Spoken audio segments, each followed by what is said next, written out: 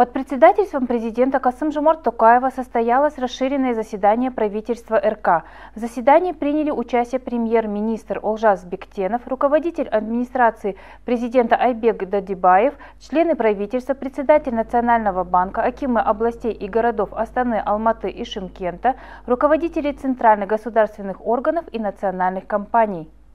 Правительство, которое возглавлял Алихан Смаилов, ушло в отставку, и уже вчера глава государства представил народу новый состав правительства. Что же население ожидает от нового правительства? Принесут ли новые назначения, новый импульс развитию государства и его жителям? Давайте узнаем мнение жителей Тараза. Если вклад премьер-министра Алихана Смаилова, его труд тоже надо ценить. После январских событий 2022 года он не допустил роста инфляции. Говорят, что подорожает вода и отопление. Говорят, что все подорожает. Нас подорожание давит. Пусть решает этот вопрос. Возможно, старое правительство ушло после того, как оно больше не могло работать. И теперь, когда пришло это новое правительство, это означает, что все будет хорошо. Удешевить продукты питания, поднять социальное положение населения. Открывая заседание, глава государства подвел итоги ушедшего года и обозначил актуальные задачи на ближайшую перспективу. По его словам, правительство и акимы должны кардинально пересмотреть свое отношение к работе. Нужна результативность, а не бюрократия. Касым-Жомарт Токаев остановился на текущей экономической ситуации и дал ряд конкретных поручений правительству. Сформировано новое правительство. Теперь от новой власти ждут только новые начинания и хорошие перемены. Улучшение положения населения, подъем экономики, политические реформы. Вот основные задачи, которые ожидает страна от нового правительства.